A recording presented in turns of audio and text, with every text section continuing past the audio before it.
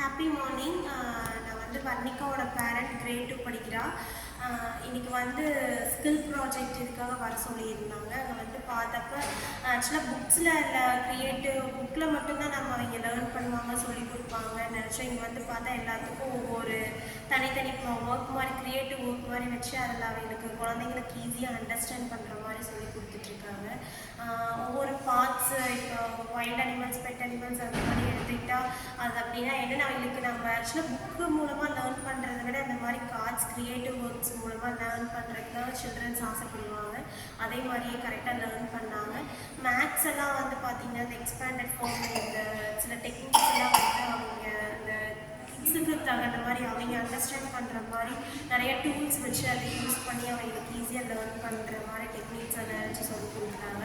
அதனால் கிட்ஸ் ஈஸியாக வந்து அண்டர்ஸ்டாண்ட் பண்ணுறதுக்கு அவங்களுக்கு ஈஸியாக அண்டர்ஸ்டாண்டும் பண்ணிக்கிறாங்க. அதை வந்து கடைசி வரைக்கும் மைண்டில் வந்து கேப்சர் பண்ணிக்கிறாங்க. எப்பவுமே கிட்ஸ் வந்து புக்ஸ் எடுத்து லேர்ன் பண்ணுறதால இந்த மாதிரி க்ரியேட்டிவாக அவங்களுக்கு சொல்லிக் கொடுத்ததா அவங்க கடைசி வரைக்கும் அதை ரிமெம்பர் பண்ணுவாங்க. ஸோ இந்த மாதிரி டெக்னிக்ஸ் அவங்க யூஸ் பண்ணி சொல்லிக் கொடுக்குறது எங்களுக்கும் யூஸ்ஃபுல்லாக இருக்குது, சில்ட்ரன்ஸுக்கும் கடைசி வரைக்கும் யூஸ்ஃபுல்லாக இருக்குது. So it's very useful for us. Thank you.